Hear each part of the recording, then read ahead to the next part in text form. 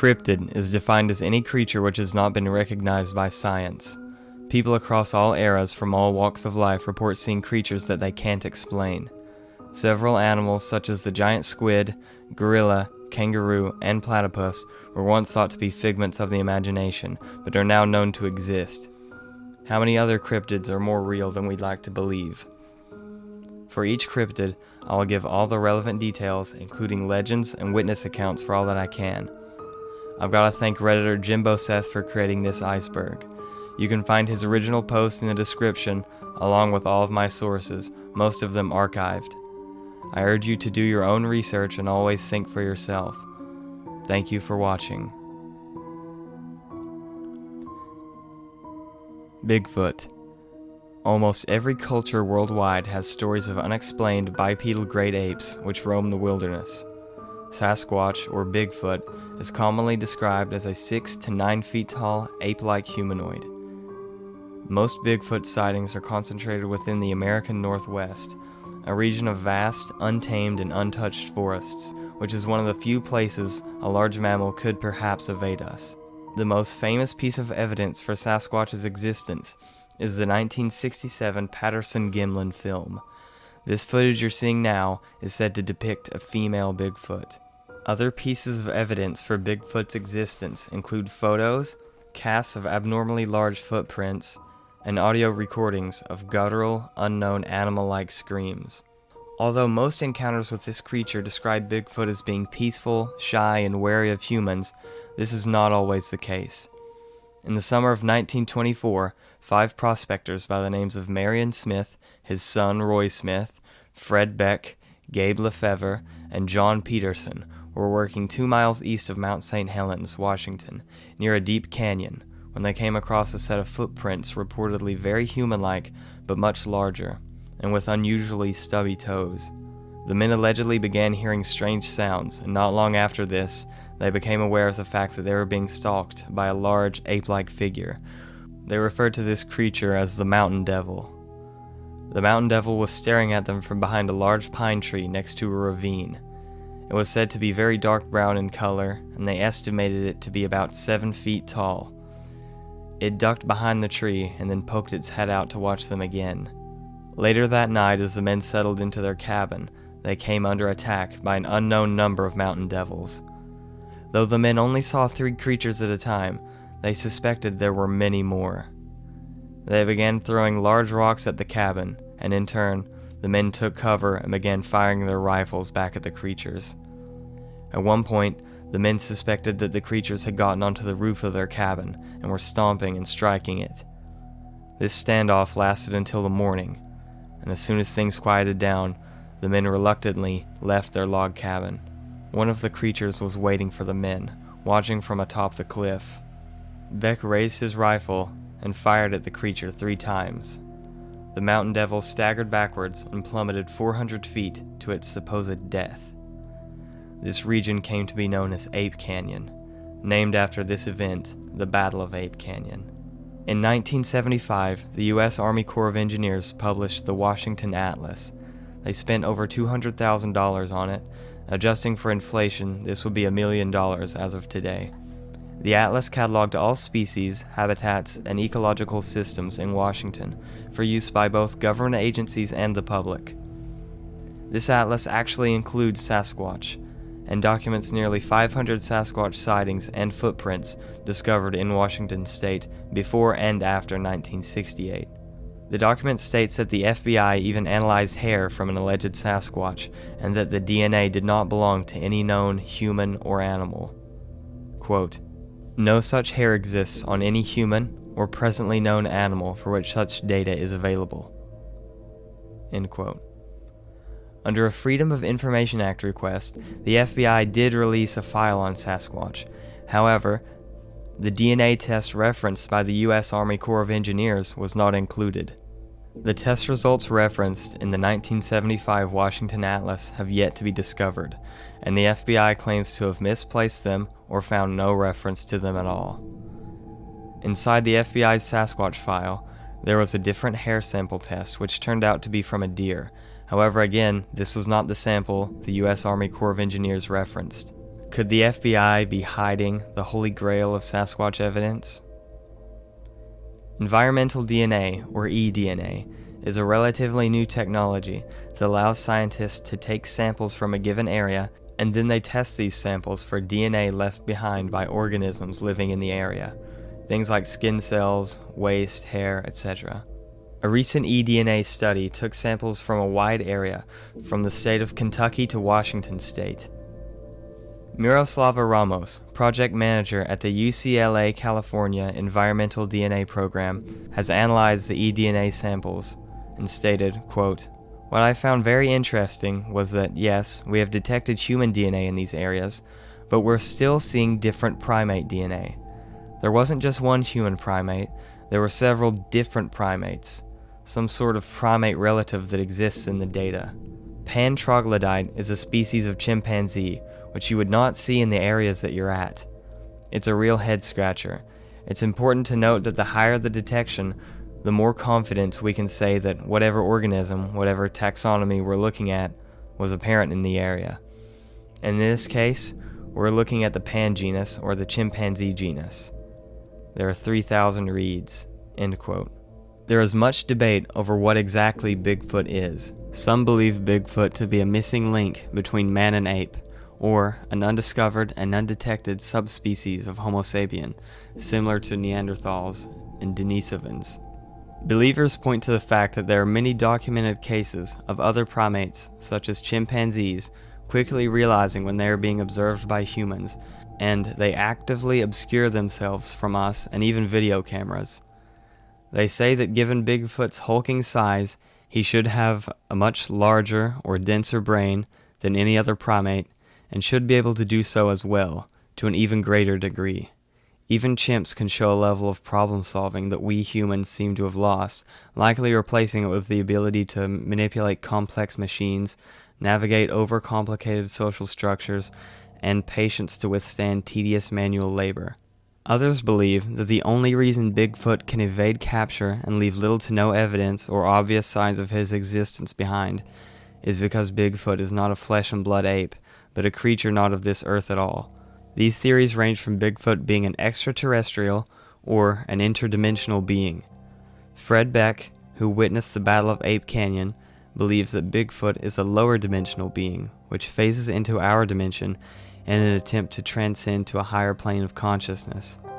Those who adhere to this theory cite the number of Bigfoot accounts which involve elements of high strangeness, with multiple unexplained or paranormal happenings coinciding with Sasquatch sightings, such as UFO and alien encounters. Another common aspect to this belief is that Bigfoot himself possesses supernatural powers and abilities, including, but not limited to, invisibility, teleportation, levitation, and in some cases the outright ability to shift between dimensions. I could do an entire iceberg on Sasquatch alone. If you're interested at all in Bigfoot, I recommend that you check out Bob Gimlin's channel. I'll leave a link in the description. Gigantic octopus. There are many ancient legends of the gigantic octopus, creatures such as the Norse kraken, which was said to lurk in the oceans off the coast of Norway and Greenland, and is large enough to drag entire ships under the sea. The ancient Nordic Orvar Oder saga contains one of the first references to the kraken. While seeking vengeance against Augmund Tusok for the murder of his blood brother Thord, Oder sets out to sail across the sea. During his voyage, Oder and his companions encounter two large sea creatures. Quote, "These were two sea monsters, one called Sea Reek and the other Heatherback. The Sea Reek is the biggest monster in the whole ocean. It swallows men and ships and whales too, and anything else around. It stays underwater for days.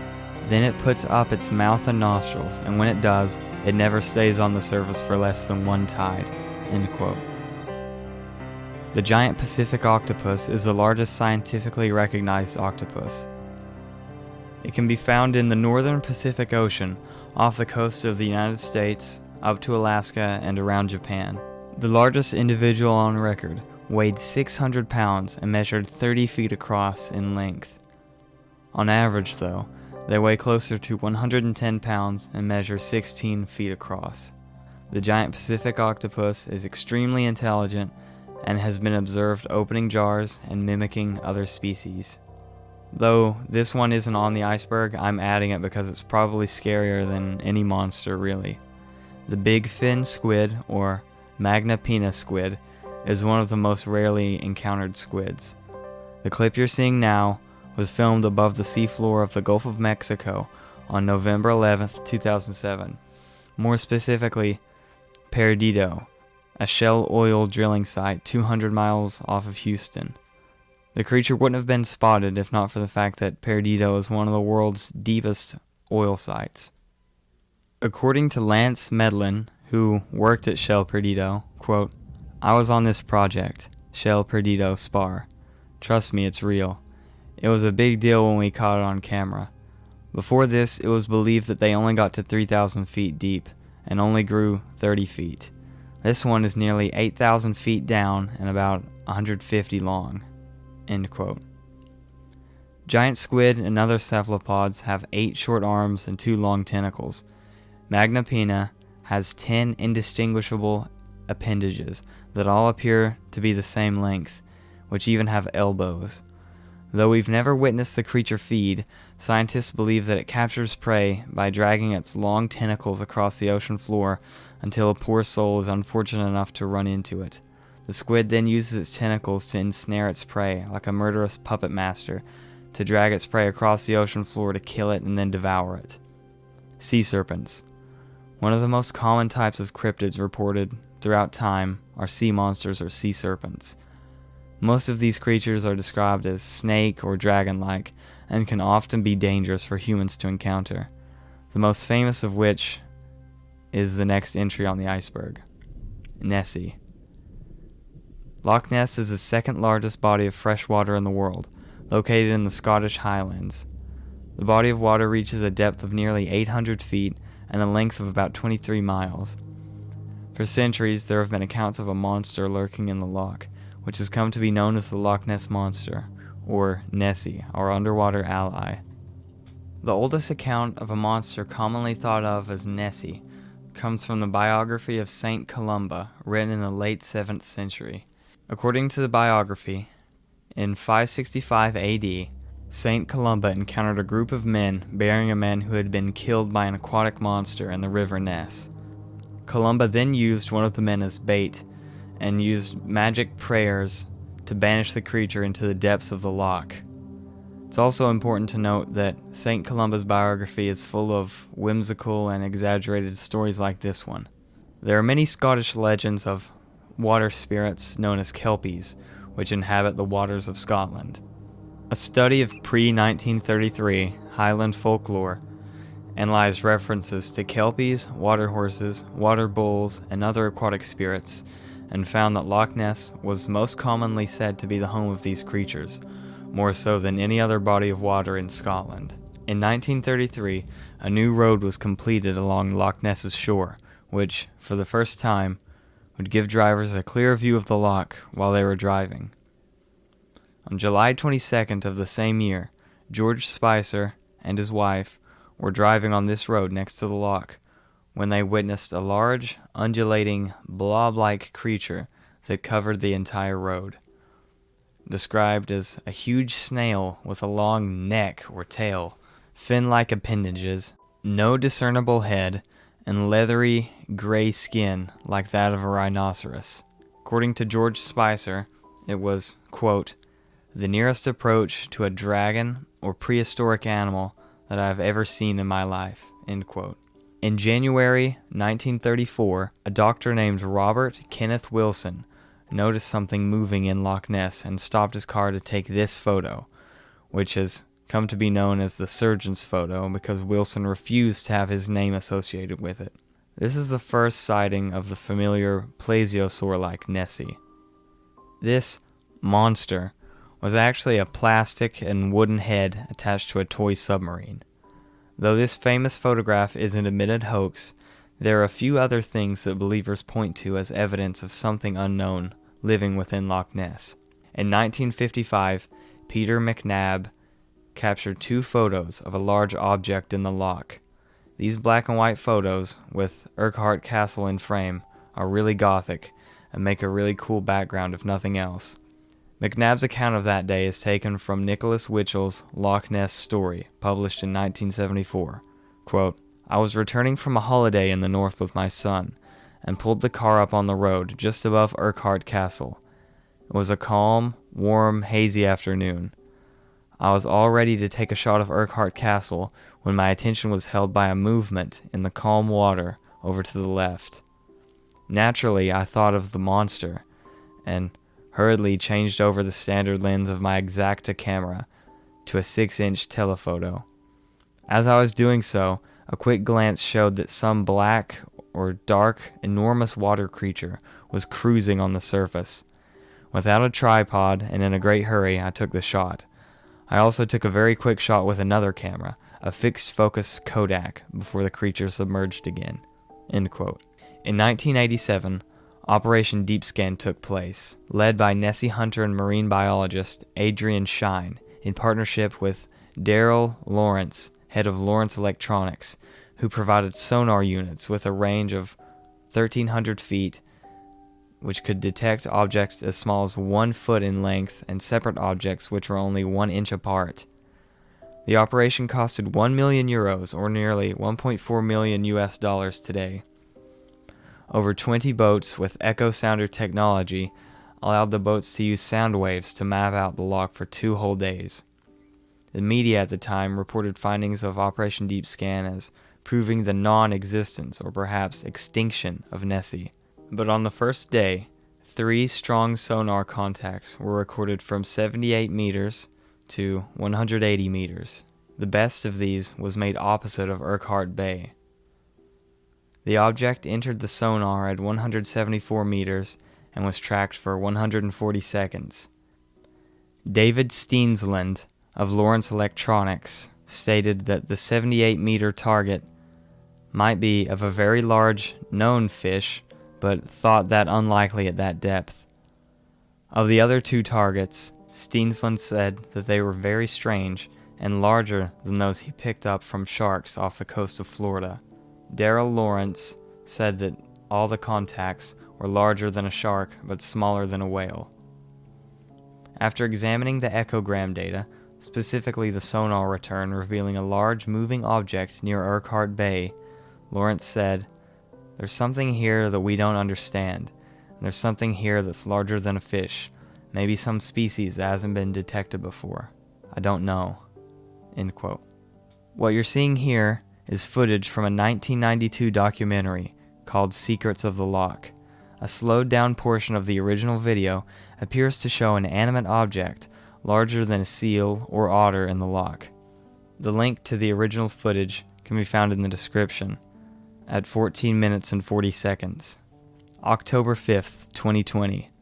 Sonar data was captured by Cruise Loch Ness director Ronald McKenzie, seeming to depict a large animate object moving under the water.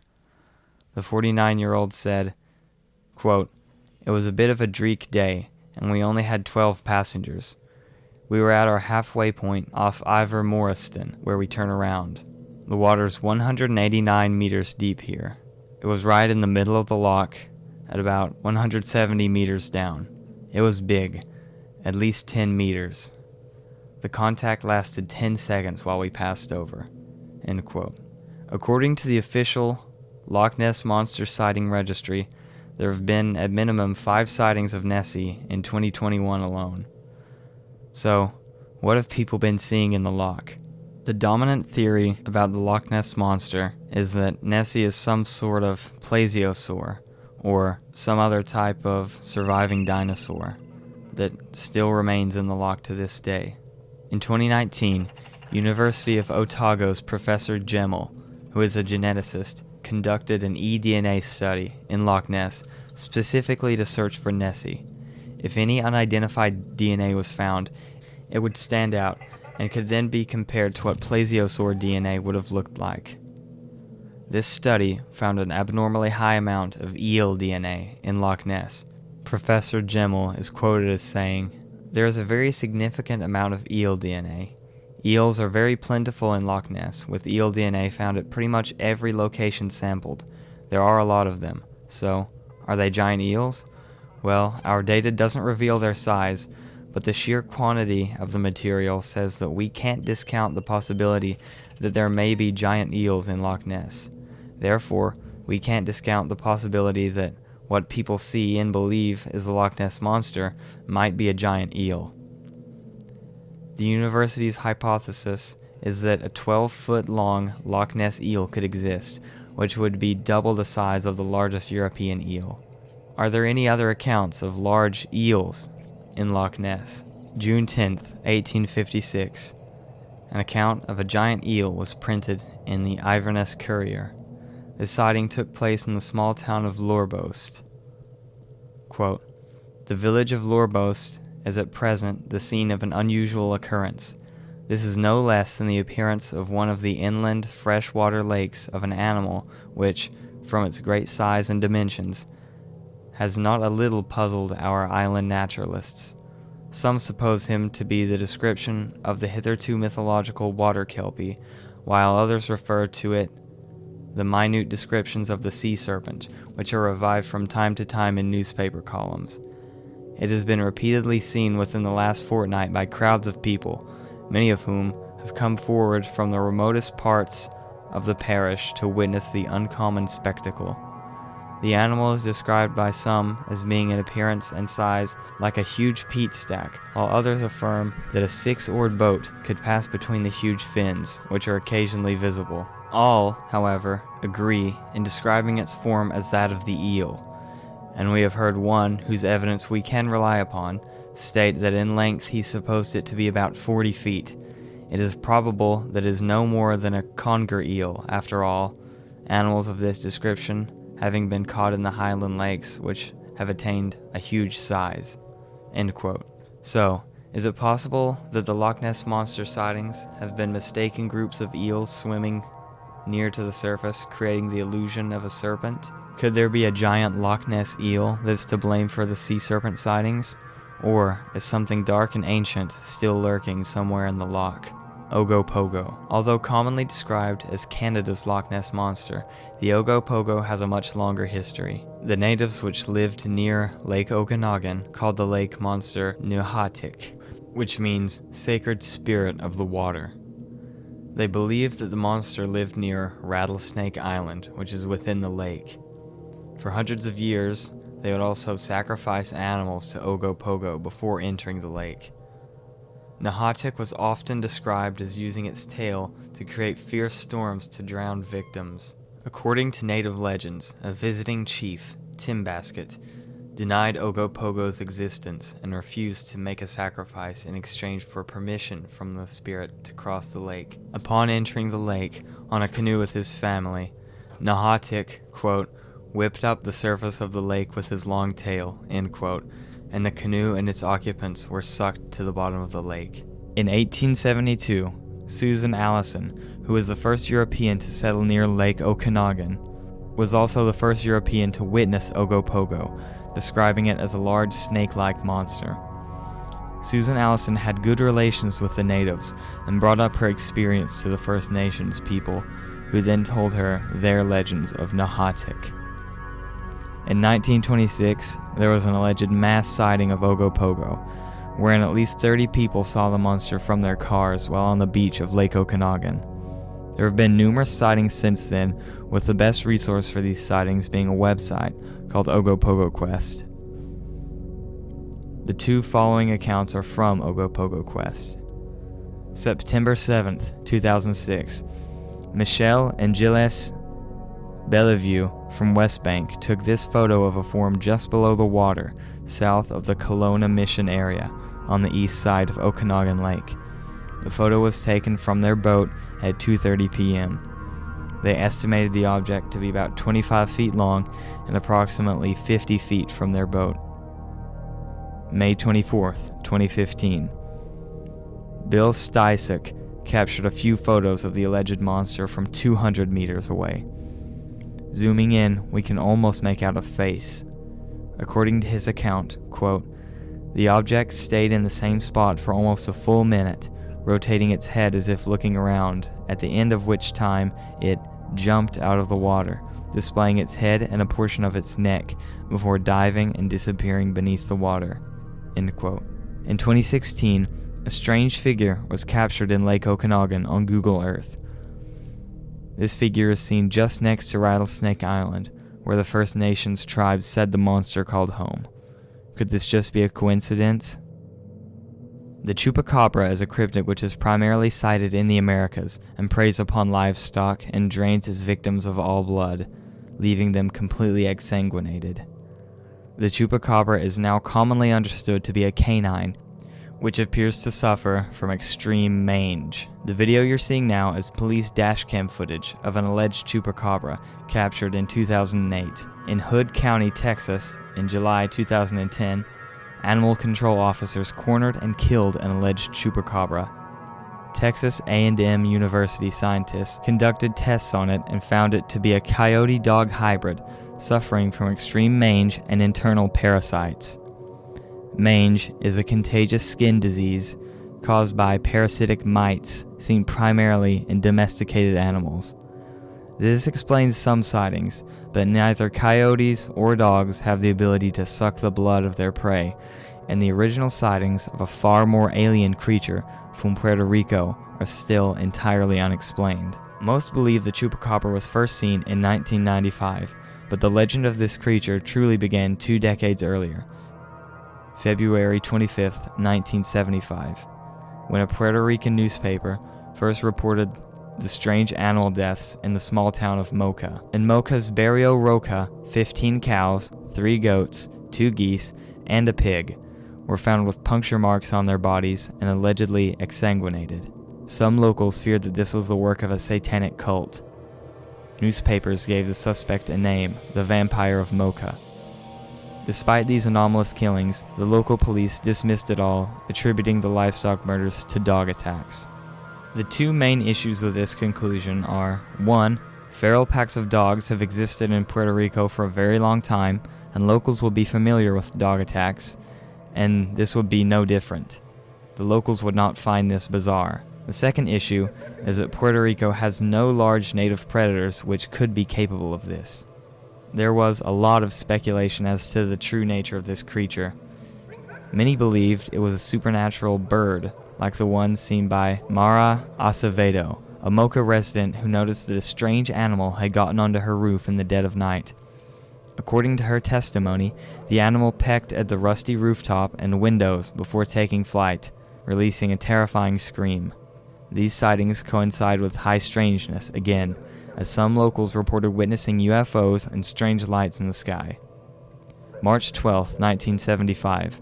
A man named Luis Torres and his children witnessed something they described as looking like the lights on a police cruiser spinning in the night sky on the outskirts of Mocha. Torres connected this UFO sighting with the Mocha vampire by stating that the object had been flying over fields in which some of the strangely killed animals had been found. And so, theories shifted to the idea of the vampire being an alien. By March 15th, when a farmer lost 34 chickens to the Mocha vampire during the night, the animal death count was up to 90 victims in only a 2-week period since it first manifested. It was around this time that Luis Torres, the same farmer who witnessed the UFO, encountered 2 gigantic Puerto Rican boas, which were both 6 feet long. Luis slayed the 2 beasts, and the locals rejoiced, and the press declared that the vampire riddle had been solved. However, Dr. Juan Rivero, a herpetologist, stated that the Puerto Rican boa, a non-poisonous reptile, was actually physically incapable of killing animals as large as a goat, much less a cow. He added that these snakes' mouths were not actually adapted to suck blood either. To further this, on March 18th, the killings continued, putting the killer snake theory in the grave along with it. By April, reports of strange animal deaths started to turn up on farms all across the island of Puerto Rico, even as the police failed to find human perpetrators and the press failed to find rational explanations. July 31st, 1975, a newspaper article detailed the final attack of the Mocha vampire. The following is what I was able to glean from a rough translation of the article. At Samuel Muniz's farm, a short distance from another farm from which the vampire claimed 4 victims and attacked a woman, the vampire struck again.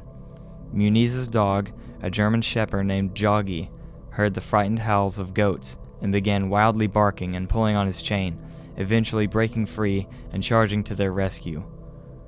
Joggy heroically arrived before the vampire could finish off one of the goats, rushing at the creature.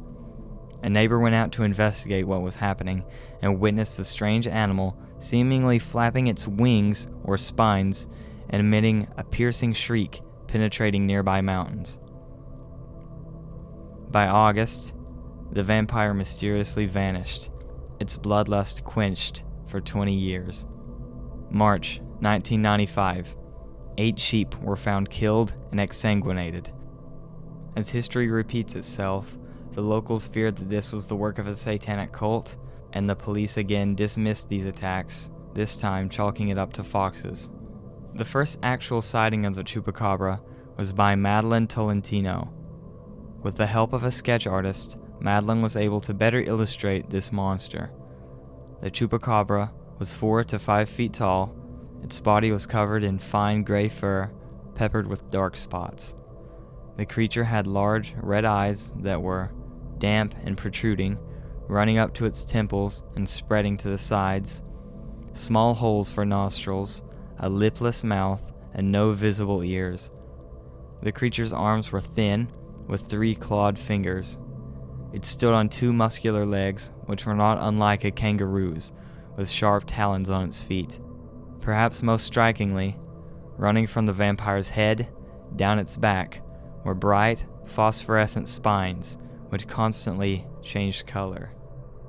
Though the government's analysis of 300 alleged Chupacabra victims dismissed claims of exsanguination and blamed dogs for the killings, a private veterinarian organization was not so sure of this. Doctor of Veterinary Medicine Angel Santana said that these killings could only have been caused by a human who he theorized to be part of a religious sect, or possibly another animal. Through the end of 1995, Chupacabras had been blamed for more than 1,000 mysterious animal deaths, all resulting from blood loss through 1 or more puncture wounds. Investigators following the trail of the Chupacabras in 1995, both in Puerto Rico and Central America, reportedly found considerably high radiation readings at the locations in which the entity staged its attacks. To me, this lends more credibility to the alien hypothesis. However, this led paranormal researcher John Keel to hypothesize that these creatures themselves could be made of, quote, highly condensed atoms, such as those in plutonium, end quote. Keel goes on to theorize that if dense, probably radioactive atoms account for the creature's composition, it would explain why these manifestations have such brief, transient existences in our material world. When first materialized, Keel suggests, these creatures pose no threat to humans, but as their atomic integrity deteriorates, they might easily project lethal radiation before fading away entirely. Are you ready for the strangest of all Chupacabra encounters? According to paranormal researcher Nick Redfern, there are no less than 11 documented sightings of Chupacabra wherein the monster becomes surrounded in a column of light before emerging as a wholly different monster, a large, hairy bipedal ape not unlike Sasquatch. Following these events, in the deserts of Mexico and the southwestern United States, a similar creature was spotted and given the same name.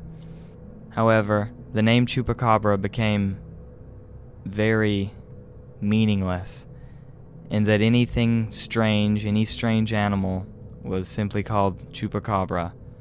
In one case, even a strange-looking fish was called Chupacabra. In France, 2020, a mysterious outbreak of mutilated horses began. These horses have been devoured and mutilated in the same way as the Chupacabra's victims. So, is the Chupacabra a canine, a reptile, a bird, a shapeshifter? Is it even from this earth?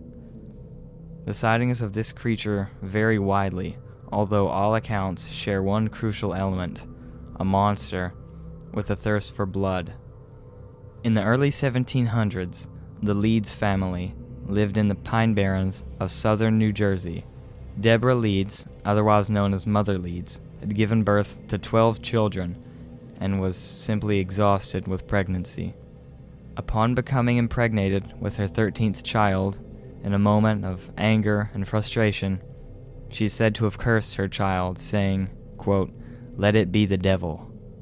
Though in other versions, Mother Leeds' husband practiced the occult, and Deborah herself was a witch who was impregnated by the devil himself, Lucifer. Born as a normal human child, the 13th transformed into a monster.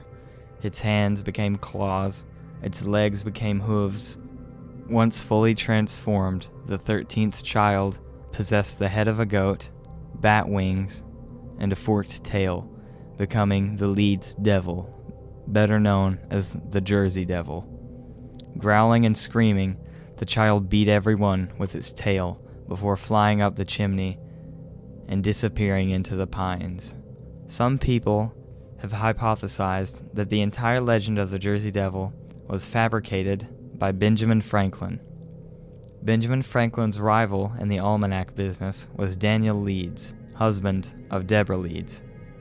In 1687, Mr. Leeds was ostracized by the local community of the Pine Barrens, who were primarily Quakers, for publishing occult works and almanacs that contained astrology, angelology, mysticism, nature magic, and demonology. All of these topics were considered verboten by the Quakers, who began to not only censor Daniel Leeds' almanacs, but also destroyed them for being too pagan and blasphemous. Leeds even apologized initially, but doubled down after the order to destroy all copies of his almanac was issued.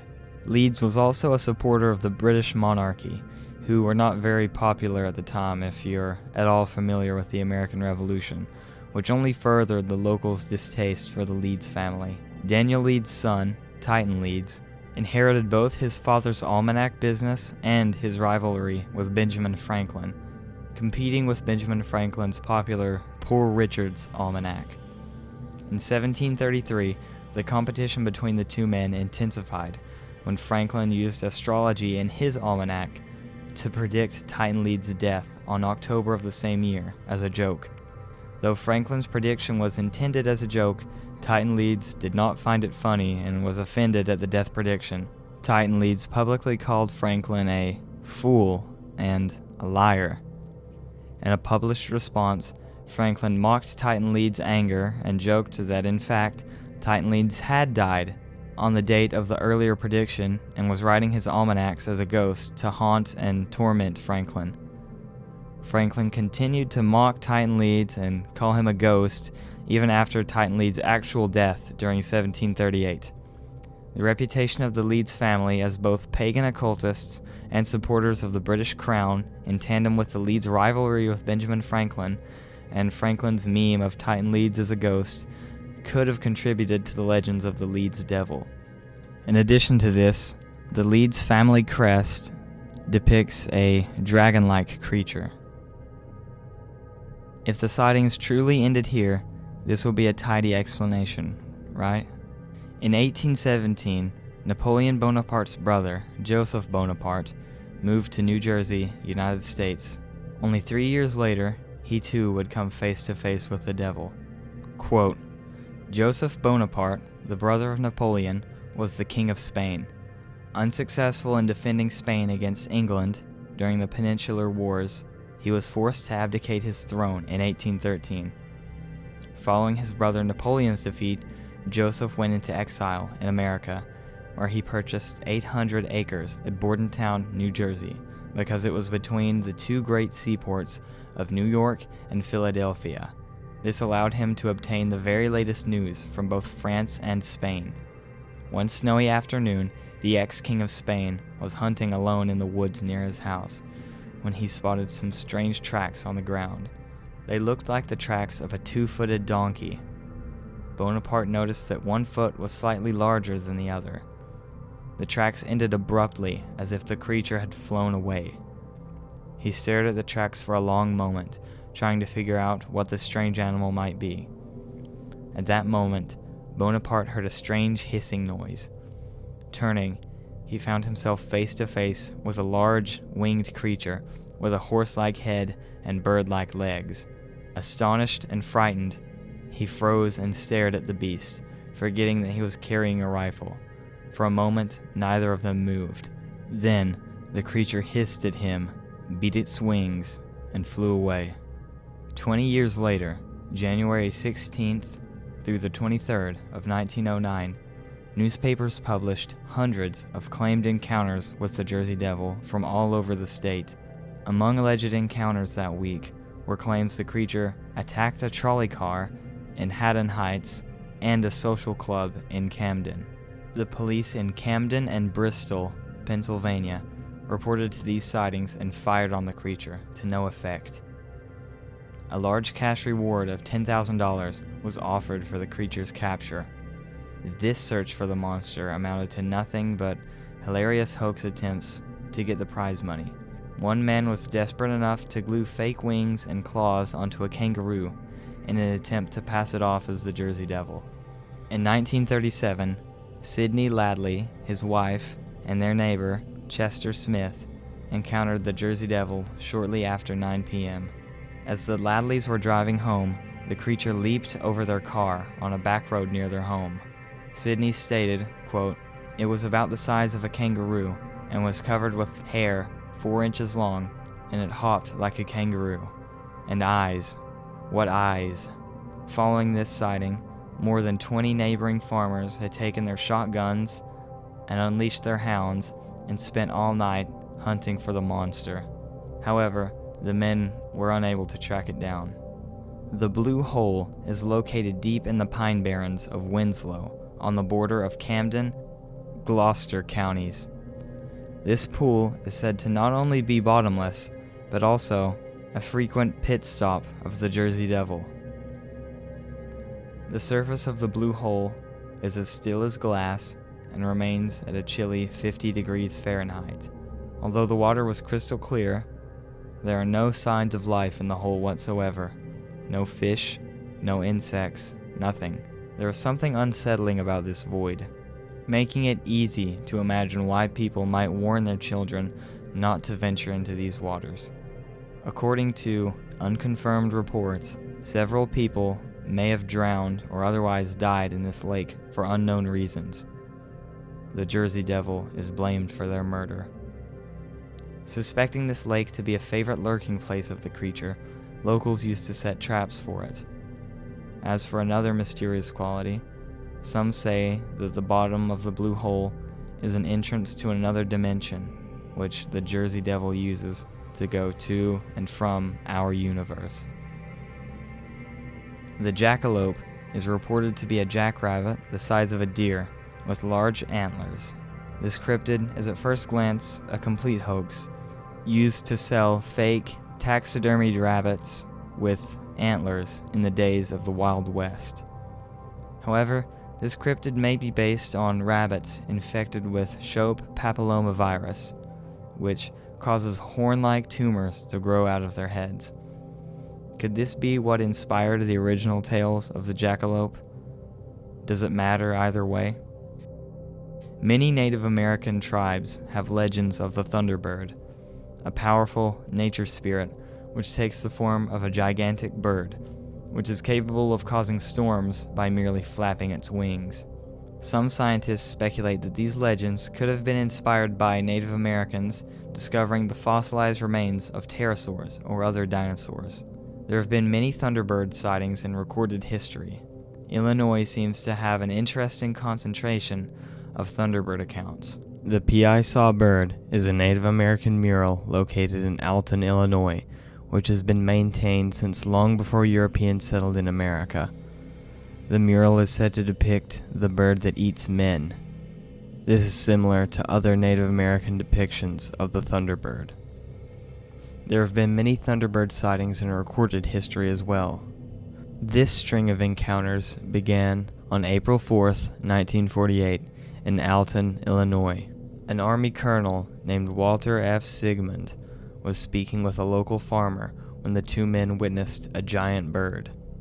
Quote, "I thought there was something wrong with my eyesight, but it was most definitely a bird, and not a glider or a jet plane. It appeared to be flying northeast, and from the movement of the object and its size, I figured it had to be a bird of tremendous size." End quote.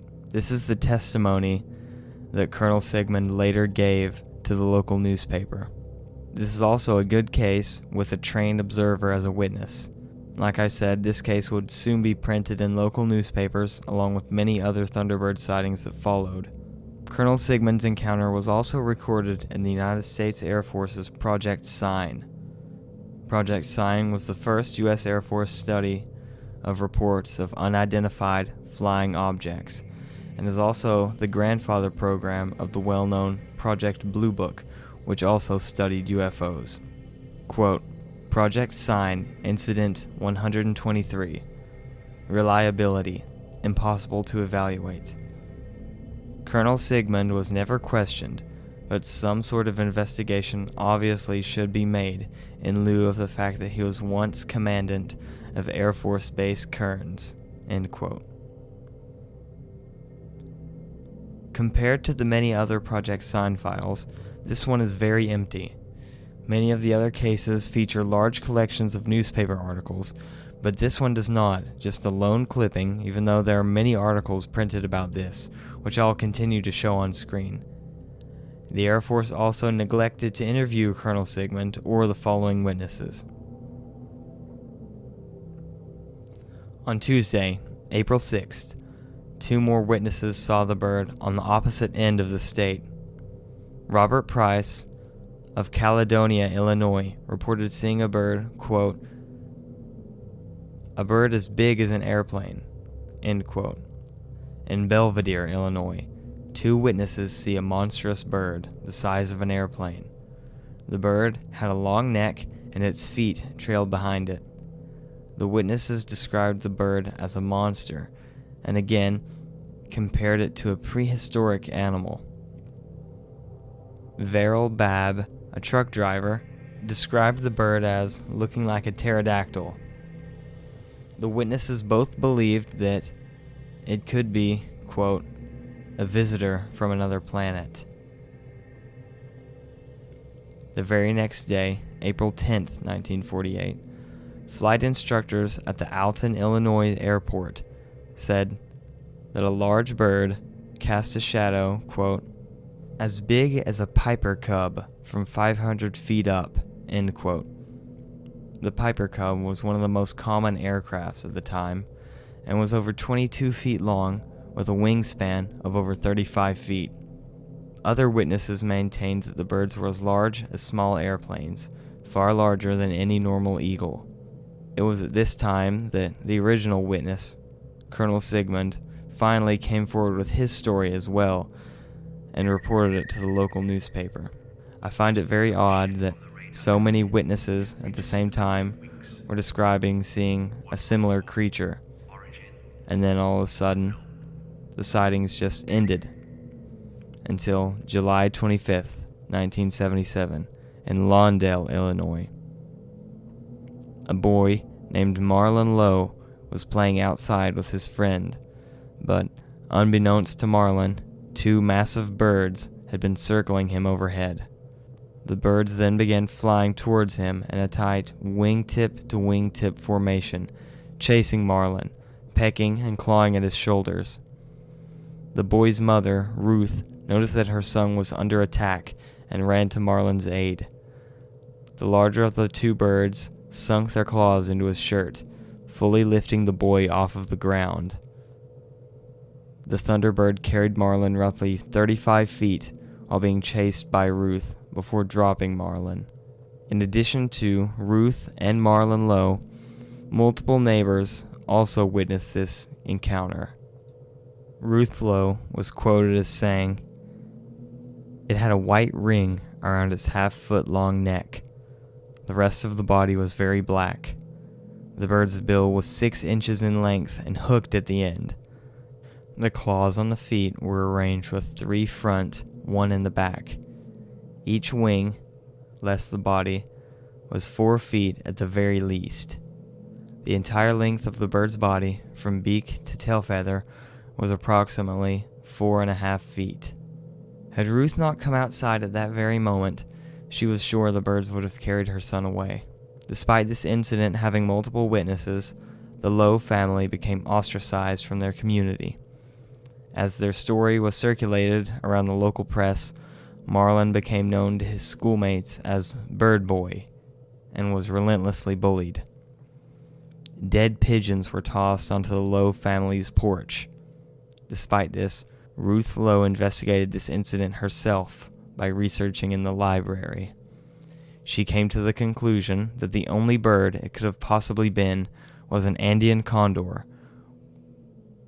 Andean condors are native to South America, not Illinois.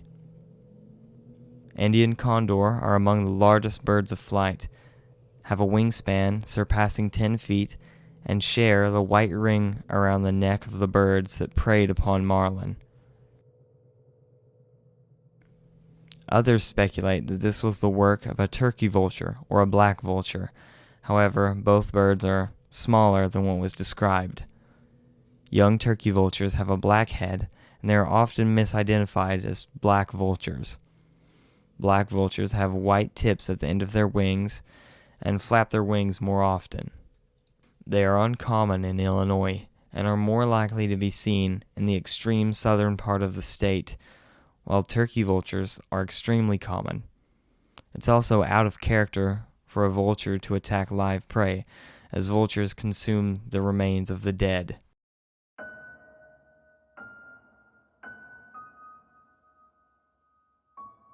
The same year, 1977, at Lake Shelbyville, A.J. Huffer of CBS captured this footage of 2 possible thunderbirds.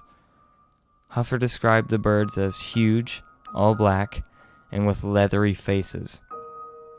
According to experts, this creature is 3 to 4 times larger than a turkey vulture, which again was a suspect for the Lawndale, Illinois sighting. Patrick Reddick, the director of the Raptor Center at the University of Minnesota, said it looks too broad to be a turkey vulture and too long to be an eagle, and that it seems to be more alike to a condor. Though these birds are described as similar to a black vulture, this too is unlikely, as black vultures are smaller than turkey vultures, and their range doesn't extend to this part of Illinois. It's also important to note that Andean condors do have a white ring around their neck, similar to the bird that attacked Marlin Lowe. However, the 2 birds filmed at Lake Shelbyville lack this white ring, meaning they're likely not the same.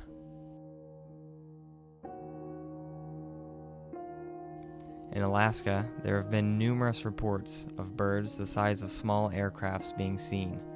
These giant birds have been reported in Alaska by pilots flying between Juneau and Anchorage. There have been dozens of these reports in the past 20 years, consistently describing a bird the size of a small airplane. In fact, there have been sightings of this bird as recently as 2018. In October of 2002, residents of 2 Alaskan towns were reporting sightings of a bird said to be, quote, the size of a small otter plane, end quote. Witnesses judged that it had a 14-foot wingspan and was not the kind of bird you'd want flying around if you have small children outdoors. John Bucher, a pilot who had been skeptical of the reports, eventually saw the massive bird himself. Quote, the bird is huge. He's really, really big. The other people in the plane saw him too. You wouldn't want to have your children out, end quote. A heavy equipment operator stated, instead of continuing toward me, it banked to the left, and that's when I noticed that it wasn't a plane. He was concerned enough about the monstrous bird that he radioed to the village nearby, alerting officials about what he had seen and advising that children be kept indoors. Scientists have suggested that the Alaskan encounters could be misidentified stellar sea eagles, which could have flown to Alaska from Asia, but even then, their maximum wingspan is only 8 feet, less than half of what witnesses reported. Sightings of enormous birds in New Mexico, Alaska, Texas, and Pennsylvania have been reported in recent years. Is it possible that a gigantic species of bird exists, and one that sometimes preys upon humans? Could these be sightings of remnant populations of long extinct birds, such as Argentavis or Teratornis? Argentavis's wingspan could reach over 20 feet, while Teratornis can have a wingspan of up to 14 feet and is similar to surviving condors. Teratornis lived 10,000 years ago, meaning humans have encountered these monstrous birds. The only question is when the sightings truly ended. The Yeti is a regional variant of the Sasquatch, which allegedly lives in the Himalayan mountains and the surrounding valleys. Historically, the Yeti was perceived as a threat to the people of the region, and a widespread fear of Yeti has been recorded among the Sherpa. The Yeti is sometimes described as having red or brown fur, which only appears white due to being covered in snow. In 1925, a Greek photographer and geologist named N.A. Tombazi took part in a British geological expedition to explore the Himalayas. At 15,000 feet up, Tombazi witnessed something strange. He stated, quote, "Unquestionably, the figure in outline was exactly like a human being, walking upright and stopping occasionally to pull at some dwarf rhododendron bushes. It showed up dark against the snow, and as far as I could make out, wore no clothes," end quote. About 2 hours later, Tombazi and his companions descended the mountain and saw the creature's prints, described as similar in shape to those of a man, but only 6 to 7 inches long by 4 inches wide. The prints were undoubtedly those of a biped. Tombazi did not believe in the Yeti, thinking the figure he saw was a traveling hermit. However, if this was a traveling hermit, wearing no clothes, he surely would have frozen to death. In 1951, the British Mount Everest reconnaissance expedition was led by Edmund Hillary and Eric Shipton. They aimed to establish feasible routes to reach the top of Mount Everest.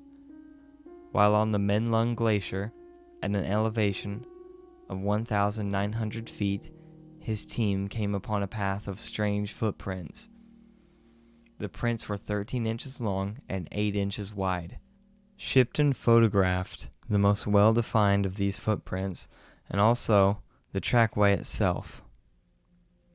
He then followed the trail for 3 miles until whatever made these tracks cleared a crevasse, an icy ravine between 2 glaciers, too treacherous for the men to cross. Shipton was quoted as saying, "I have in the past found many sets of these curious footprints and have tried to follow them, but have always lost them on the rocks on the side of the glacier." End quote. In terms of evidence for the Yeti's existence, we also have several Yeti relics held in high regard by the Sherpa. There are some legends of monks conversing with the Yeti, with one folktale involving a monk teaching a Yeti some aspects of spirituality and meditation. Perhaps the Yeti is more intelligent than we may believe.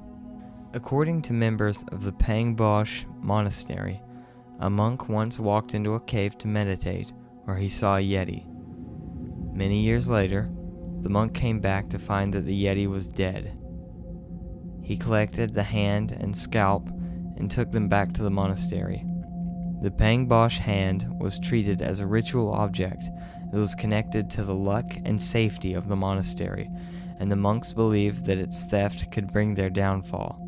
However, this didn't stop mountain climber Peter Byrne from smuggling a Yeti finger out of the country, with some help from his friend, the actor James Stewart. In 1958, Byrne smuggled the bones from Nepal into India. after which actor James Stewart allegedly smuggled the hand out of the country in his luggage, bypassing security by hiding it among his wife's undergarments. The complete hand was stolen in the early 1990s. In December 2011, a genetic study found the Yeti hand to be of human DNA. Proponents of the Yeti use this to suggest that the Yeti, and perhaps Sasquatch, are very closely genetically linked to humans and could be some sort of offshoot of Homo sapiens, not unlike Neanderthals and Denisovans. Other monasteries in the region also have Yeti relics which served similar purposes. For example, a Yeti skull cap housed at the Kumjung Monastery. Studies on the alleged Yeti scalp found it to be made from the hide of a Himalayan goat serow. However, it is possible that the Yeti scalp which was submitted for testing was not the original because, again, the Sherpa are very wary of giving over religious artifacts to Westerners, and not without reason. On October 3, 2017, the National Archives Museum released a 1959 State Department memo officially titled Foreign Service Dispatch 75 from the American Embassy, Kathmandu, regarding regulations governing mountain climbing expeditions in Nepal relating to Yeti. The regulations outlined by the government of Nepal in this document included a requirement to pay the government of Nepal for a permit, 5,000 rupees, roughly $1,100 in today's currency. They were urged to photograph or capture the Yeti, but not kill it, and to turn over to government agents of Nepal any photos or information of Yeti sightings. The document states that if any evidence of the Yeti's existence was discovered, it was to be given to the government and not disclosed to the press or the public. I wonder how many similar secret agreements have been made, and how many are active today, suppressing evidence of the unknown. Could certain governments have a vested interest in suppressing the existence of cryptids? April 9th, 2019.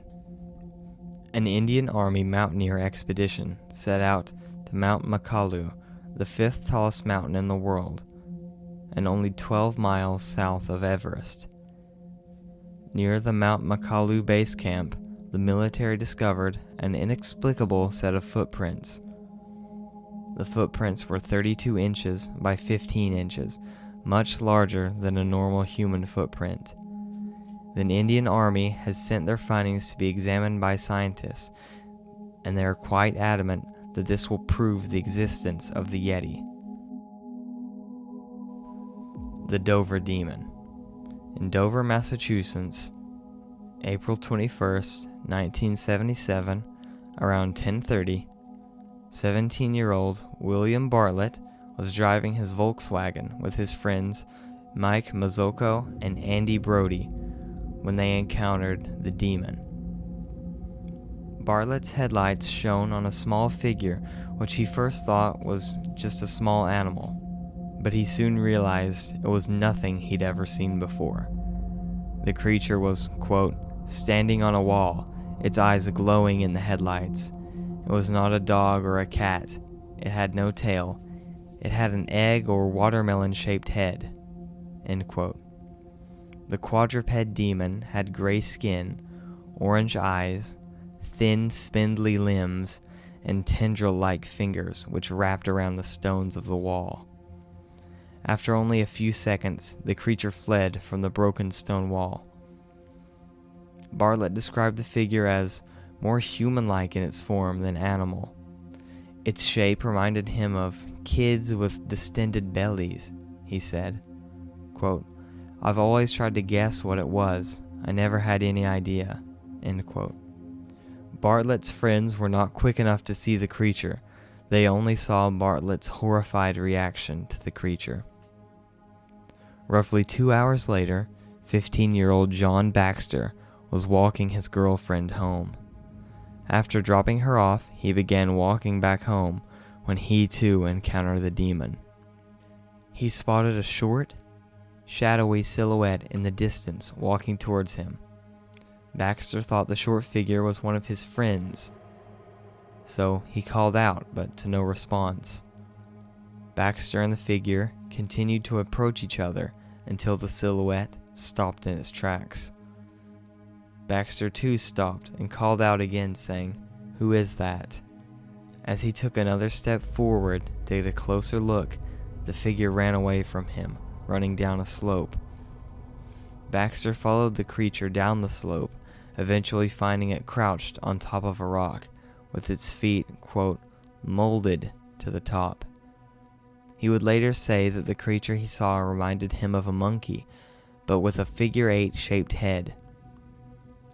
John would later tell investigators, "What is this? A monkey, maybe?"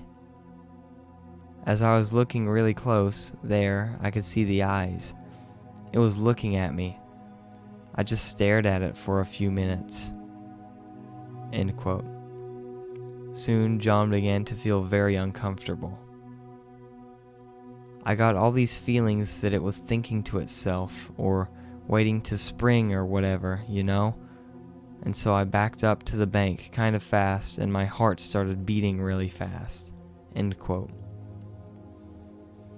Baxter was naturally unnerved by what he saw, and soon ran away from the creature. He was eventually picked up by a couple on the road who noticed how frightened the 15-year-old was and drove him home. At midnight the next night, Will Tainter was driving Abby Brabham home when the two 15-year-olds saw something in the vehicle's headlights. On the left side of the road, there was a hairless creature, down on all four limbs, facing the vehicle. The body was lanky, and it had a large, oversized, oval-shaped head, and its eyes glowed green. Quote, "As I looked at it, it kind of looked a minute like an ape," she claimed. "And then I looked at the head, and the head was very big, and it was a very weird head. It had bright green eyes, and the eyes just glowed like they were just looking exactly at me." Abby went on to mention that she assumed the creature's eyes might have been reflecting the car's headlights. She described it as having a tan, hairless body and a watermelon-shaped head that was featureless. "That thing has haunted me for 29 years, said Carl Sheridan, a former police chief. "I knew the kids involved. They were good kids, pretty reliable kids. God only knows what they saw. I still don't know. Strange things have happened. The whole thing was unusual." Both Baxter and Bartlett drew sketches of the Dover Demon for the local newspapers and for the police. Years later, at 46 years old, Bartlett was interviewed again and was quoted as saying, "In a lot of ways, it's kind of embarrassing to me. I definitely saw something. It was definitely weird. I didn't make it up. Sometimes I wish I had. I really do wish that I made it up. I might have profited from it. It's a great story." The skeptic's explanation of this incident was that the teens saw a baby moose. Only 2 moose were reported in Massachusetts in 1977 and 78, both of them in central Massachusetts. A yearling moose by that time in April would weigh more than 600 pounds and would be, quote, bigger than the Volkswagen Bartlett was in, end quote. In a 25-hour period, multiple individuals all claimed to have seen the same being, and in all the time since, it has never been seen again. The locations of the sightings, when plotted, lay in a straight line over 2 miles. All of the sightings were made near water, suggesting that this could be some sort of water-dwelling creature, perhaps. Yumibozu. In Japanese mythology, the Yumibozu, which can translate into sea monk, is a yokai, a creature of Japanese folklore. The Yumibozu is supposed to live on the high seas, where he captures the boats of sinners and drowns those who dare speak to him. Another tradition says that Yumibozu cause storms on the last day of the year. The fishermen, therefore, did not go to sea during this period. Descriptions of Yumibozu vary greatly depending on the source. He is most commonly depicted as a dark-skinned humanoid creature with an enormous round, bald head, reminiscent of the shaved head of Buddhist monks. He would also have huge eyes which glowed in the dark. This type of Yumibozu can change in size and take on colossal proportions, allowing it to rise more than 10 meters above sea level. Other legends describe the Yumibozu as an old man with a very normal appearance, except that he walks on water and has a ghostly appearance. Some people have compared the Yumibozu to sirens of Greek mythology. It's interesting that similar creatures are reported by different cultures who had no contact with one another at the time, and both creatures serve a similar purpose, bringing sailors to a watery grave. One of the more bizarre cryptids, and one of my favorites. The first recorded Mothman sighting took place on November 12, 1966, near Clendenin, West Virginia. 5 men were in a cemetery preparing a grave for burial when they saw something that they couldn't explain. They all witnessed a brown, winged humanoid watching them from the trees. When the men realized that they were being watched, the creature took to the skies. The men were adamant that this was no known bird of any kind, and that it was shaped more like a human than anything else. The next day, November 13th, 1966, in Salem, West Virginia, Merle Partridge heard a loud noise outside of his home. He recalled his television making a high-pitched whine sound, and that his dog had begun to bark wildly.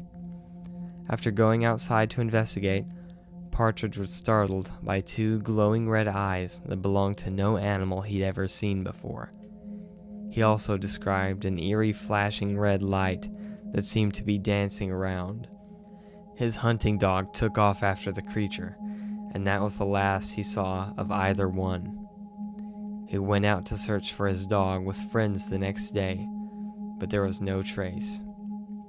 2 days later, and 90 miles away from the last encounter I described, on the night of November 15th, 2 teenage couples were driving near the TNT area, a World War II-era munitions facility located on the outskirts of Point Pleasant. Roger and Linda Scarberry were driving in Roger's black '57 Chevy Bel Air with Steve and Mary Millette. It was at this time that the 4 laid their eyes upon the Mothman. They described the monster as 6 or 7 feet tall, having a wingspan of 10 feet and red eyes about 2 inches in diameter and 6 inches apart. It was like a man with wings. It wasn't like anything you'd see on TV or in a monster movie, Mary Millette said. The witnesses said that they saw the creature's eyes glowing red when their headlights first shined on it. They quickly drove away from the creature at speeds reaching 100 miles per hour back towards the town of Point Pleasant. Mothman had no trouble keeping up with this speed and catching up to the car. They said the creature was hovering above the car, apparently gliding, until they reached the National Guard Armory on Route 62. The creature followed them on Highway 62 all the way until they reached Point Pleasant. Once within the city, the couples discussed the encounter and tried desperately to rationalize what they had just seen. They thought that maybe what they saw was really just a large bird, so they turned around to search for the creature. Quote, "We went downtown, turned around, and went back, and there it was again," "It seemed to be waiting on us," Millett was quoted as saying. The light gray creature then scurried through a field, and they described the creature as a rather clumsy runner. They then heard a sound like wings flapping, and they said that the creature rose straight up like a helicopter before vanishing. It apparently is afraid of light, and maybe thought it was scaring us off. It seemed to want to get away from the lights, Millett was quoted as saying. The witnesses speculated that the creature was living in the vacant power plant, possibly in one of the huge boilers. Quote, "There are pigeons in all the other buildings," Millett said, "but not in that one. If I'd seen it while by myself, I wouldn't have said anything," Linda Scarberry commented, "but there were 4 of us who saw it. They said it didn't resemble a bat in any way, but as maybe what you would visualize as an angel."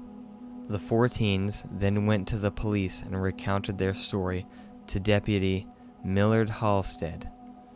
The deputy stated, "I've known these kids all their lives. They'd never been in any trouble, and they were really scared that night. I took them seriously."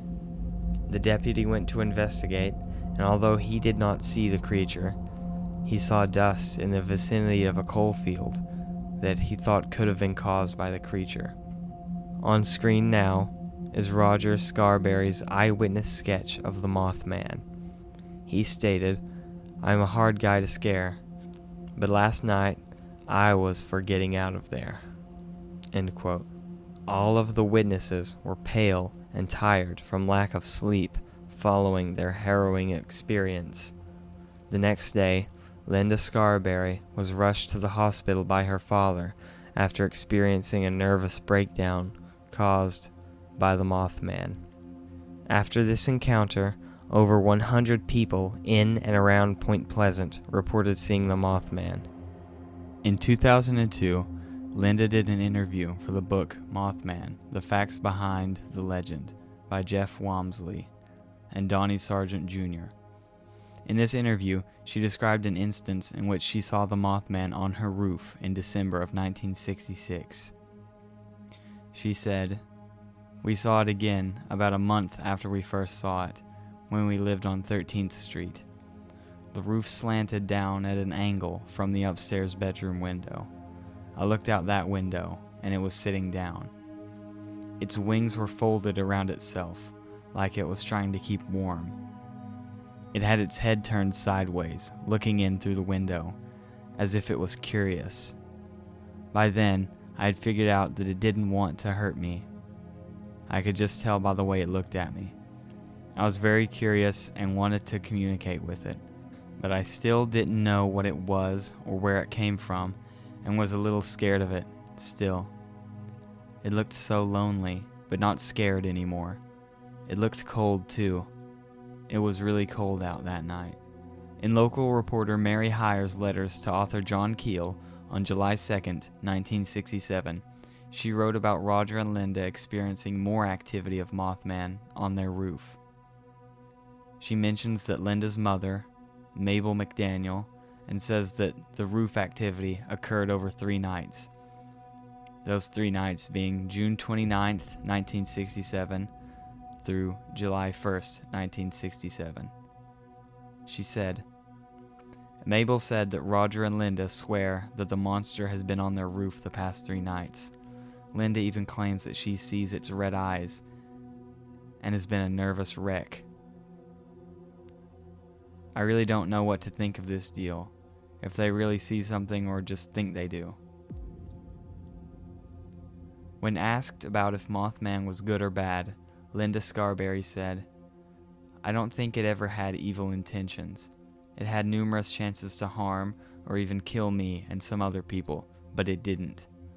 I think its main intention was not to get hurt itself. A lot of people tried to kill it or capture it. I don't think it would have hurt anybody or anything.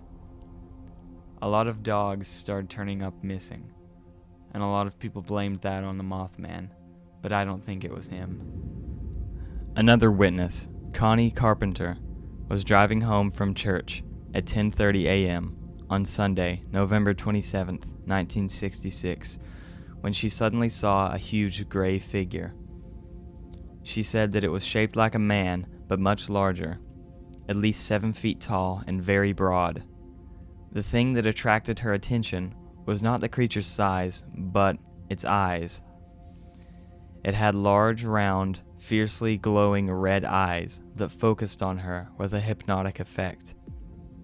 She's quoted as saying, "It's a wonder I didn't run off the road and have a wreck." As she slowed, her eyes fixed on the apparition. A pair of wings unfolded from its back. They seemed to have a span of about 10 feet. It was definitely not an ordinary bird, but a man-shaped thing, which rose slowly off the ground, straight up like a helicopter, while making no sound. Its wings did not flap in flight. It headed straight towards Connie's car, its horrible eyes fixed to her face. Then it swooped low over her head as she shoved the accelerator to the floorboards in utter hysteria. After her Mothman sighting, Carpenter's eyes were red, swollen, and itchy, with water coming out of them for 2 weeks afterwards. Connie suffered from Klieg conjunctivitis, which is caused by exposure to ultraviolet light. Interestingly enough, this is also seen in some UFO witnesses. Connie was one of the few to claim a very close look at the Mothman, and Connie, like Roger and Linda Scarberry, would claim to have multiple encounters with the Mothman. And we'll be discussing Connie later on in the Iceberg, because she was also witness to the Men in Black.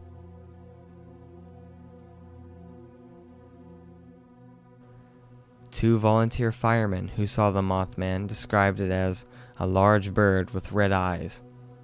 Contractor Newell Partridge claimed when he aimed a flashlight at the creature in a nearby field, its eyes glowed like bicycle reflectors, and blamed buzzing noises from his television set and the disappearance of his German Shepherd dog on the creature. A woman named Marcella Bennett described it as roughly 6 feet tall and that its body was covered in gray feathers. She claimed that it was hunched over, looking at her, and she saw no red eyes, which is consistent with the creature's eyes only glowing red when light shined on it. The Mothman was also witnessed by Marcella Bennett's nephew as she entered her sister's house, and the Mothman followed her. The nephew shined a flashlight at the Mothman before it turned and disappeared. Marcella Bennett reportedly suffered a miscarriage after the incident. Another witness, identifying as RM, stated, "We didn't glimpse it, we clearly saw it. Whatever it is, it does exist, and I'm not sure how anyone could get a picture of it. I could have had a camera in my hand and still would not have. When it looks at you, it somehow paralyzes you. For the first hour or so after, we couldn't move or even talk. Then, for about the next hour, all we could say was, 'What the fuck was that?' We still couldn't move. It looks nothing like a moth. Looks more like a bat than a moth. I can only hope to never see it again." End quote. Mothman's reported ability to paralyze could be another example of a large predatory animal using infrasound the same way that known predatory animals do. High Strangeness and Fortiana gripped Point Pleasant. According to the San Antonio Express, a dog was handed into the police station. It had been found dead but with no injuries. When it was examined, its heart was found to be missing, but there was no incision, no sign of surgery. Its heart was just gone. Farm animals were also found in this state, with missing organs but no signs of scar or injury. The small West Virginia town surpassed even Roswell in the number of UFO sightings. 100 people witnessed a huge craft 7 stories high rising from the Ohio River with dozens of smaller vessels coming out of it. One witness took pictures with a Polaroid camera, but despite the crafts producing bright lights, all photographs came out pure black. In addition to the UFO and Mothman sightings, Point Pleasant residents experienced premonitions of the collapse of the Silver Bridge and encounters with an otherworldly being known as Injured Cold, who we'll go over in the next level of the iceberg. Mary Heyer, a reporter at the time of the Mothman sightings, received over 500 phone calls, not only in regards to this mysterious creature, but also strange lights in the sky, electrical interference, strange humming sounds, and of course UFO sightings. Again, recountings of the 1966 through 67 Mothman reports usually state that at least 100 people saw a Mothman, but there are allegedly many more witnesses who were afraid to report their sightings after being threatened by mysterious men in black. These witnesses were reportedly threatened against publicizing their encounters. The Mothman was also allegedly sighted during the collapse of the Silver Bridge on December 15, 1967. This tragic event occurred when the suspension bridge collapsed during rush hour traffic, killing 46 people after a single link cracked, starting a deadly chain reaction. There is a photo of the Silver Bridge showing what is supposedly Mothman clinging to the side, yet this is likely just one of the top pieces of the bridge falling onto its side. Mason County Sheriff George Johnson commented that he believed the sightings were due to an unusually large heron he termed a shitepoke. Wildlife biologist Dr. Robert L. Smith at West Virginia University thought that Mothman was a sandhill crane, which the newspapers then reported on, but the witnesses completely disagreed. Other skeptics have suggested the Mothman was merely a barn owl, but I find this to be unlikely, given that West Virginians would be familiar with barn owls. After the Silver Bridge collapse, the Mothman largely vanished from Point Pleasant. Many have speculated that perhaps this creature is an omen of disaster or a foreshadowing of death and tragedy. There is speculation as to whether or not the Mothman intends to warn humanity of crises or that he is a bringer of doom. In 2016, there was an alleged Mothman sighting in West Virginia, wherein the witness captured 3 photos of the creature, which you're seeing on screen now. The man called into the WSAZ news station and reported that he saw the Mothman while driving on Route 2 in Point Pleasant. The man, who only recently moved to the city, claimed that he was not even aware of the legend prior to taking the pictures.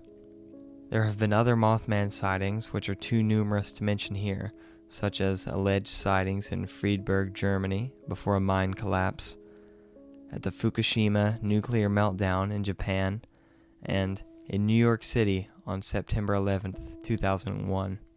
On top of this, there are other Mothman cases, such as the Owl Man of England, the Blackbird of Chernobyl, and also an interesting spike of Mothman reports in Chicago, which we'll get into later on in the iceberg.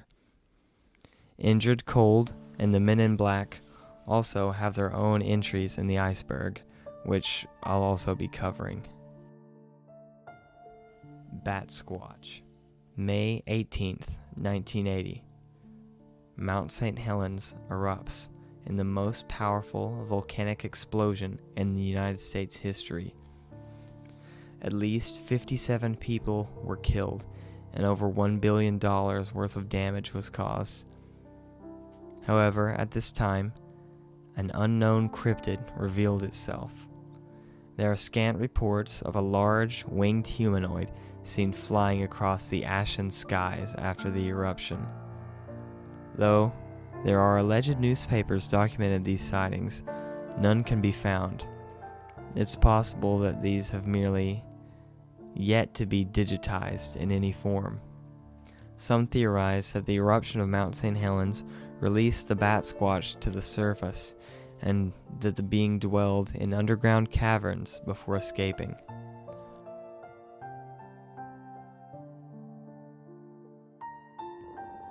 On April 19th, 1994, we have our first documented sighting of the Bat Squatch.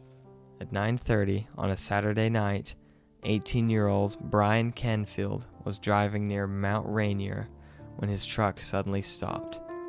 The engine seemed to fail, but the headlights were still on.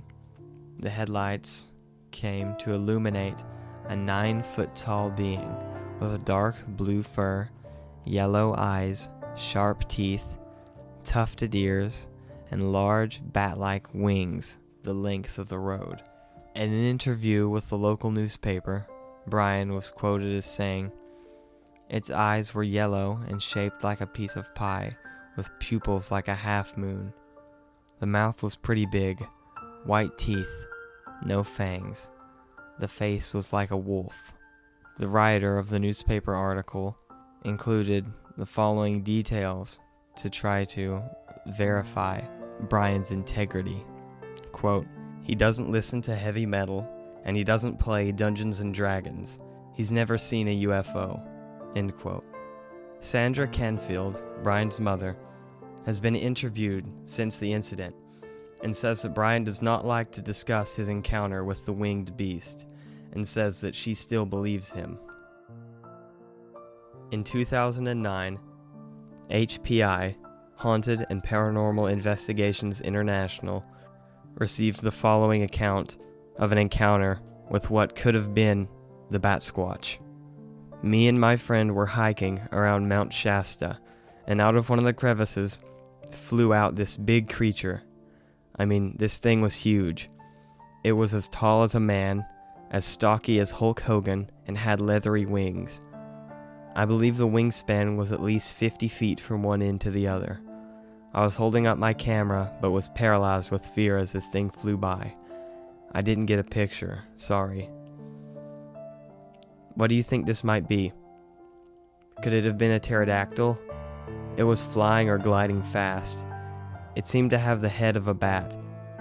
Thinking about it, it doesn't have the head of a pterodactyl. I just saw a picture of one, and the heads are not similar. I would think it had the head of a bat, or maybe more like a fox. The damn thing finally flew into a clump of trees and vanished. I heard you guys might be going back to Mount Shasta. If you do, please look out for this thing. If you see it, you will shit all over yourself. I kid you not." In October of 2015 in Missouri, there was another sighting of the Bat Squatch. Driving down the gravel road to the Blue Spring trailhead, a woman named Sarah suddenly shouted for her husband to stop the car. What Sarah saw in the wilderness was something she struggled to comprehend. Quote, "She was staring at a winged entity 7 to 8 feet tall with leathery wings from its shoulders to the ground, black in color with pointed ears on a triangular head. Its yellow eyes stared at her, making her feel very uncomfortable." End quote.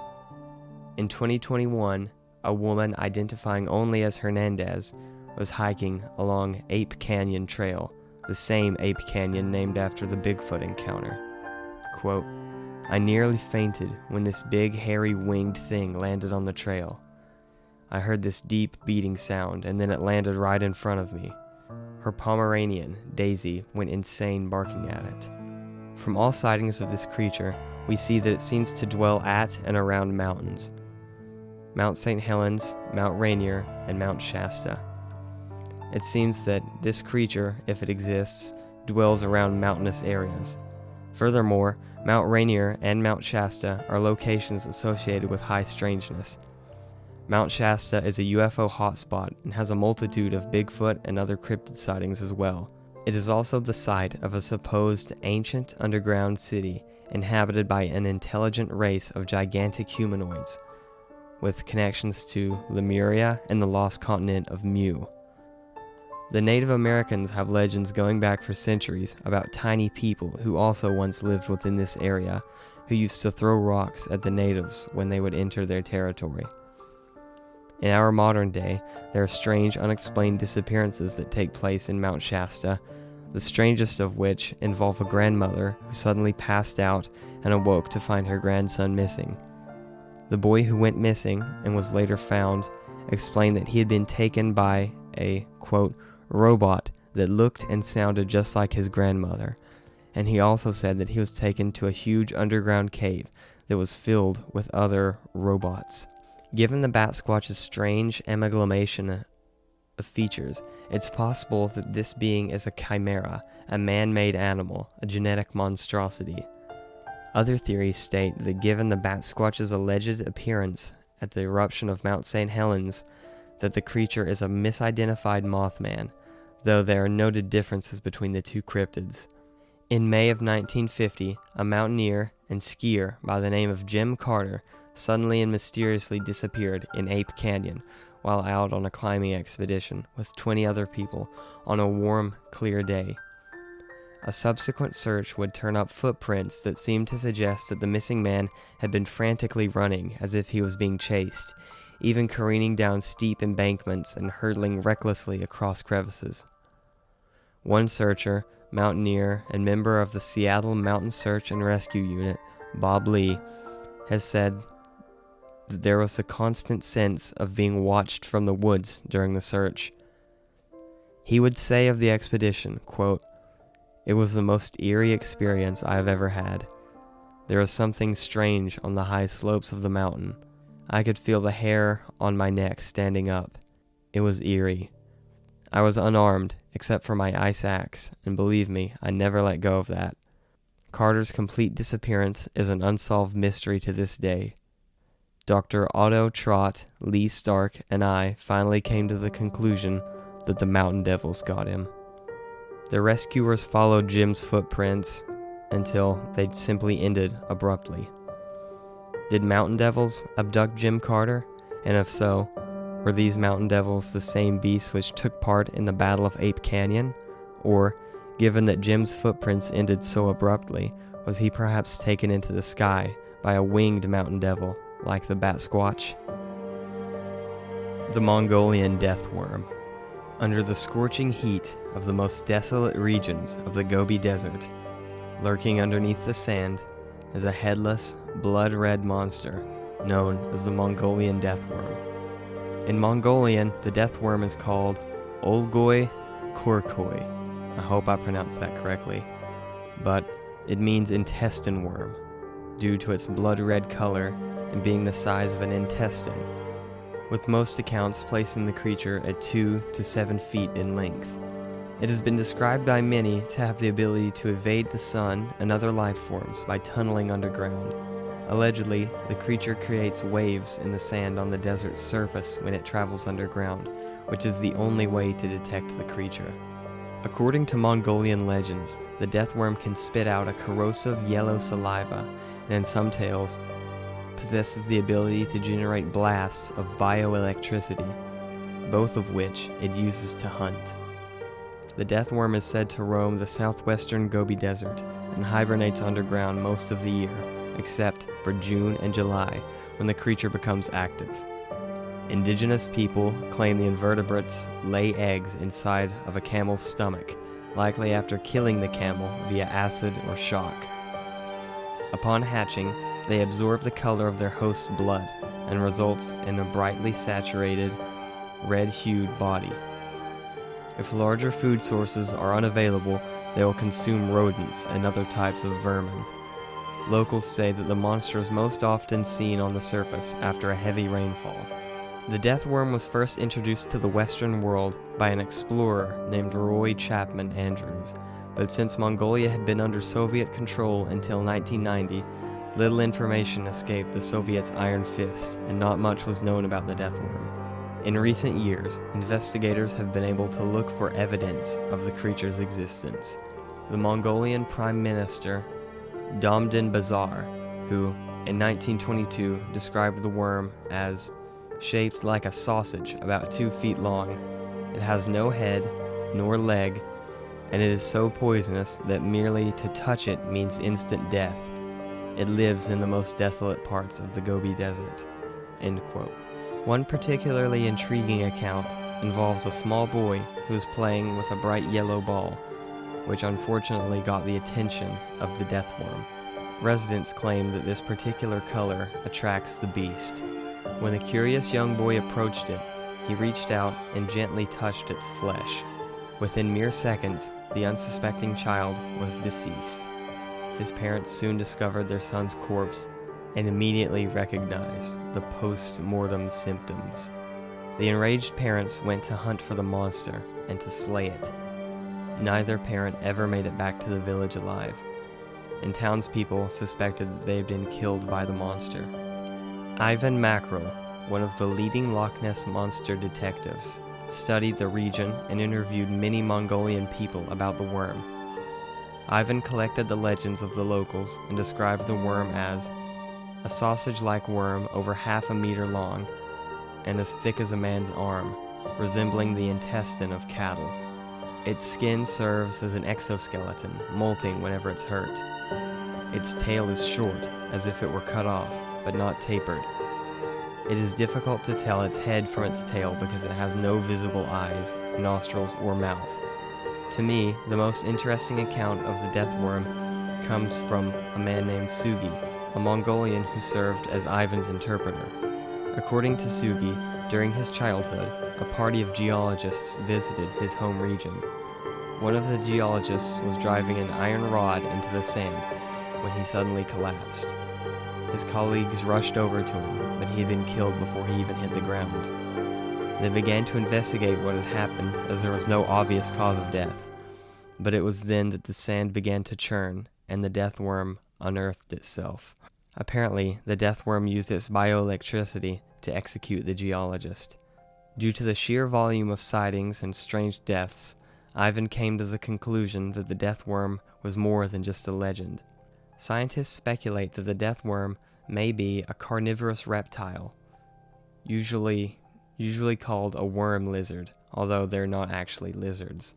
These burrowing creatures reside throughout sub-Saharan Africa, South America, and several Caribbean islands, and could be the basis for this legend. Okay, so we're finally done with part 1 of level 1 of this iceberg. I've spent a lot of time working on this and researching, and I had a lot of fun. If you sat through this whole thing, thanks a lot. I know I went into a lot of depth, more so than any other cryptid iceberg video that exists, and I hope you guys like this format rather than just me giving a brief description of every cryptid on the iceberg and actually going in and trying to explain some of the sightings and things like that. I intend to finish this entire iceberg no matter how many videos it takes. I've always really liked the paranormal. I just find it really interesting. But I'm also going to be making some unrelated videos in between the parts of this iceberg. So again, thank you so much for watching. See you later.